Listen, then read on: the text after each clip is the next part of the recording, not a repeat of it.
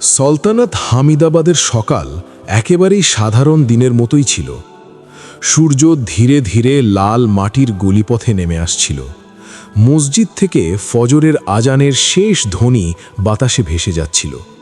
দোকানদাররা তাদের দোকানের শাটার তুলছিলেন, আর গরিব বস্তিতে ছোট ছোট শিশুদের খালি পেটে খেলতে দেখা যাচ্ছিল। কিন্তু সেই সকালে এক শিশু ছিল, যার জন্য এই সকালও রাতের চেয়ে বেশি অন্ধকারময়। তার নাম ছিল আমির। আমিরের বয়স ৮ বছরের মতো। পাতলা হাত, উভরি হাড় আর চোখ, এমন চোখ যেখানে শৈশবের আনন্দ নেই, শুধু ক্ষুধা ভরে আছে। ৩ দিন ধরে তার ঘরে চুলা জ্বলছে না। তার মা অসুস্থ, আর বাবা কয়েক মাস আগে কাজের খোঁজে বেরিয়ে গিয়েছিলেন, তারপর আর ফিরে আসেননি। আমির সকালে উঠে প্রথমেই দেখল মায়ের শুষ্ক ঠোঁট আর ছোট ভাইকে, যে ক্ষুধার্ত হয়ে কেঁদে কেঁদে ঘুমিয়ে পড়েছে। তার মনে দৃঢ় সংকল্প হলো, আজ যাই হোক না কেন একটি রুটি নিয়ে ফিরে আসবই। সালতানাতে একজন ব্যক্তি ছিলেন, যার নাম শোনার সঙ্গে সঙ্গেই মানুষ সোজা হয়ে দাঁড়িয়ে যেত। তিনি ছিলেন শেঠ ইউনুস আল হামিদি, শহরের সবচেয়ে ধনী ব্যবসায়ী। আনাজের গোদাম, কাপড়ের হাভেলি, সোনা চান্দির তিজোরি তার বাড়ি নয়, পুরো রাজমহল। উঁচু প্রাচীর, মোটা দেওয়াল, আর বাইরে দাঁড়ানো অস্ত্রধারী প্রহরীরা। মানুষজন বলাবলি করত, যদি ইউনুস চায় একদিনেই পুরো শহর তার পক্ষে কেনা সম্ভব। কিন্তু এটাও বলতো, তার হৃদয়ে তার তালার মতো কঠিন। ইউনুস তার অর্থ নিয়ে অহংকার করত।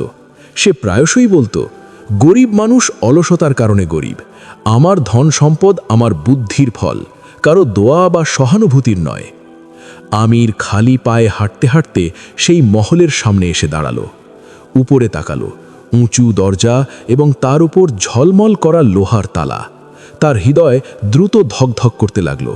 সে ভাবল, যদি এখান থেকে কিছু না পাই, আজ মা ও ছোট ভাইকে না খেয়েই থাকতে হবে। সে ধীরে ধীরে দরজায় কড়া দিল। ঠক ঠক। প্রহরী চোখ কুঁচকে তাকিয়ে বলল, কি হয়েছে, এখানে কি চাইছো? আমিরের কণ্ঠ কাঁপতে কাঁপতে বলল, ভাইয়া, একটি রুটি। প্রহরী হেসে বলল, এটা কোনো সরাইখানা নাকি? আমির হাত জোড় করে বলল, আমি খুব অসুস্থ, ৩ দিন ধরে কিছু খাইনি। প্রহরী ধাক্কা দিয়ে বলল, এখান থেকে চলে যাও।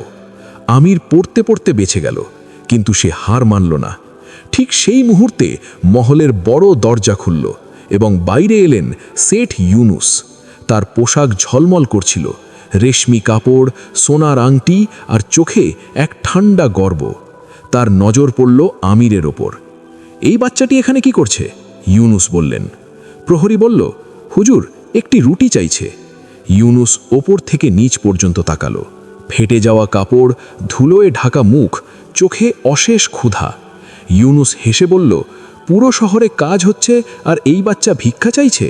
আমির কাঁপতে কাঁপতে বলল, হুজুর, শুধু একটি শেষ রুটি।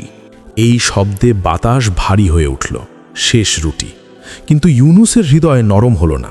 কঠিন কঞ্চে বলল, যদি আমি সব ক্ষুধার্থকেই রুটি বিলাতে থাকি, তবে তো আমিই ফকির হয়ে যাব। তারপর প্রহরীকে বলল, দরজা বন্ধ করো। ভারী কাঠের দরজা আমিরের সামনে বন্ধ হয়ে গেল। আমির ওখানেই দাঁড়িয়ে রইল। কিছুক্ষণ নিঃশ্বাস নিয়েছিল, তারপর চোখে অশ্রু। সে মাটিতে বসে ধীরে ধীরে বলল, হে আল্লাহ, যদি আজ মা চলে যায়, আমি কাকে ডাকব? মহলের ভেতরে ইউনুস খাবারের টেবিলে বসেছিলেন। তার সামনে বিভিন্ন ধরনের খাবারের পদ, কিন্তু তার কানে বারবার ঘুরে ফিরছিল শেষ রুটি।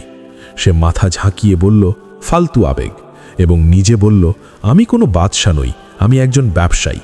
আমির বাড়ি ফিরে এলো খালি হাতে।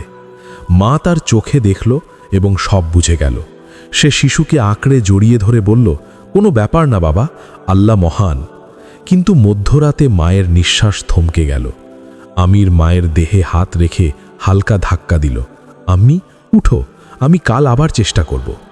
কিন্তু মা আর উঠল না। বছর কেটে গেল। সালতানাত হামিদাবাদ আরও বড় হয়ে উঠল।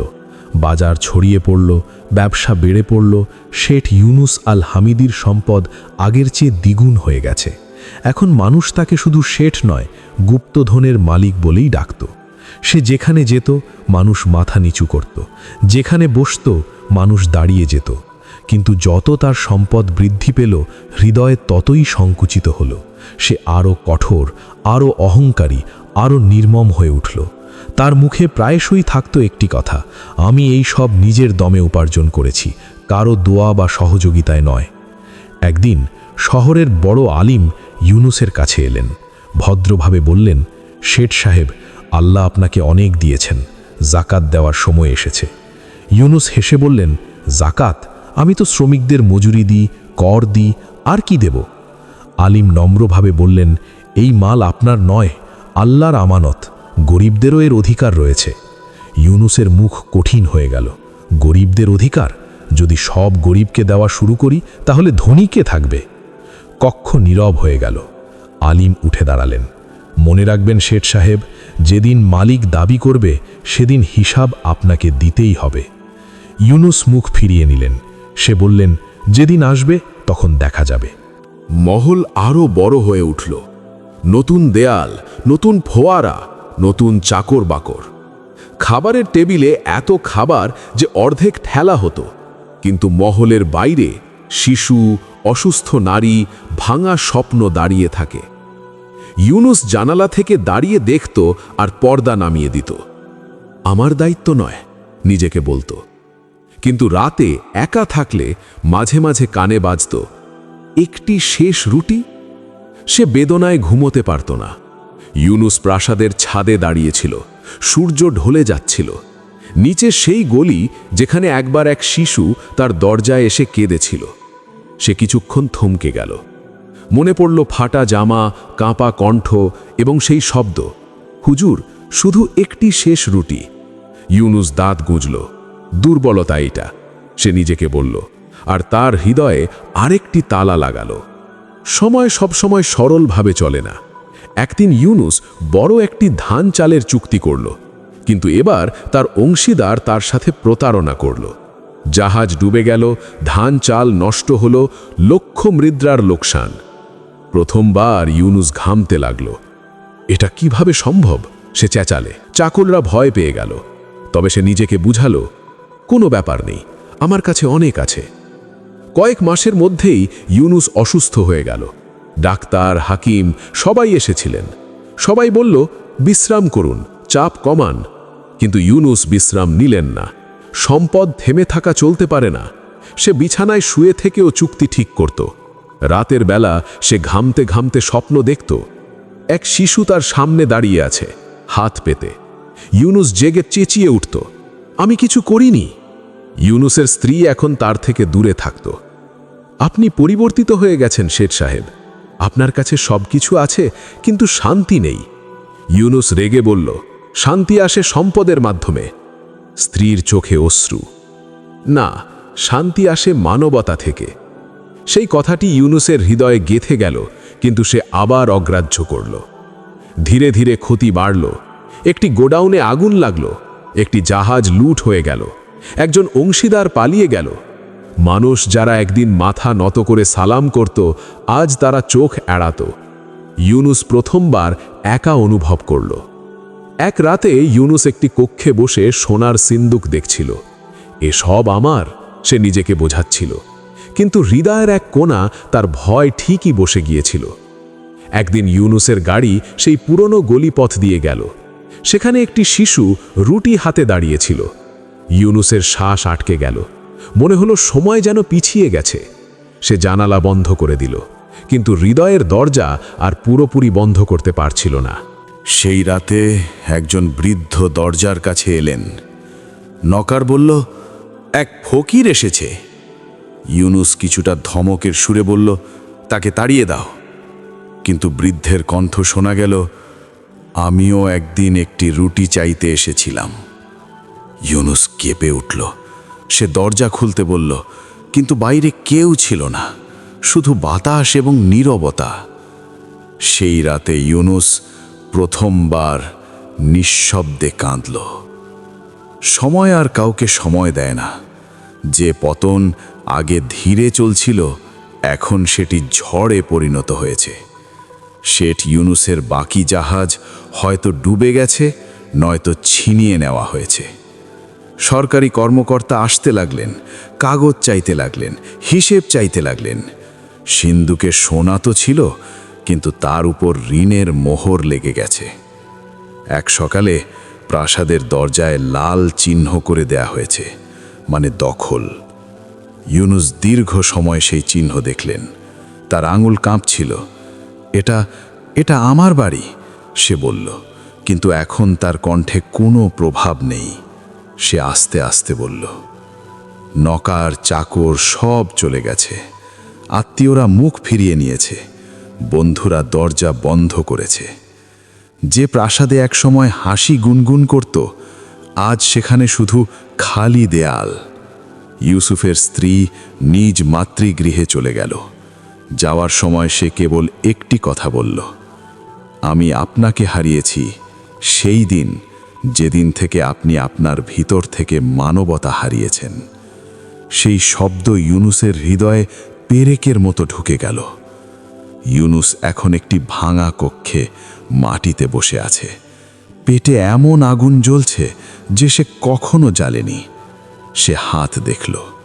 এই হাত সেই হাত যা একসময় রুটি ছুঁড়ত। আজ সেই হাত খালি। তার চোখের সামনে একটি ছবি ভেসে উঠল, এক ক্ষুধার্ত শিশু, একটি বন্ধ দরজা। ইউনুস মাথা ধরে বলল, আমি কি করেছি? দিন কেটে গেল। ইউনুসের দাড়ি বেড়ে গেছে, কাপড় ময়লা হয়ে গেল। তার চেহারা চিনতে পারার মতো নয়। সে কাজ চাইল। যেখানে একদিন মানুষ দাঁড়িয়ে সালাম করত, আজ তারা বলল, আমরা কোনো ভিক্ষুককে কাজ দিই না।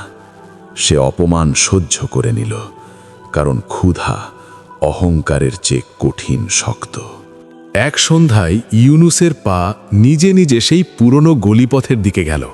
সেই সংকীর্ণ রাস্তা, সেই মাটির দেয়াল, সেই স্মৃতি। তার হৃদয় দ্রুত ধকধক করল। না, সে নিজেকে বলল, কিন্তু ভাগ্য তাকে সেখানে নিয়ে গেল। সেই দিন ইউনুস কিছুই খায়নি। মাথা ঘুরছে, চোখের সামনে অন্ধকার। একটি বাড়ি থেকে রুটির গন্ধ আসছে। তার পা কাঁপছে। সে সেই দরজার সামনে দাঁড়ালো যা সে বছর আগে বন্ধ করেছিল। সে হাত তুলল, তারপর থামল। আমি কিভাবে চাচ্ছি? তার আত্মা কাঁপল, কিন্তু পেটের ক্ষুধা অহংকারকে চূর্ণ করে দিল। ধীরে ধীরে ঠকঠক। ভিতর থেকে একটি মহিলার কণ্ঠ। কে? ইউনুসের কণ্ঠ আটকে গেল। আমি ক্ষুধার্ত। দরজা খুলল। একজন নারী এবং তার পিছনে একজন যুবক। যুবকের হাতে একটি রুটি, একটি শেষ রুটি। ইউনুস দেখল। তার চোখ বিস্ময়ে বড় হয়ে গেল। আপনি কি শেঠ ইউনুস? ইউনুসের চোখ থেকে অশ্রু গড়িয়ে পড়ল। সে মাটিতে বসে গেল। হ্যাঁ, আমি। ছেলে এগিয়ে এলো। আপনি আমাকে চিনছেন? তার কণ্ঠ শান্ত। ইউনুস মনোযোগ দিয়ে দেখল।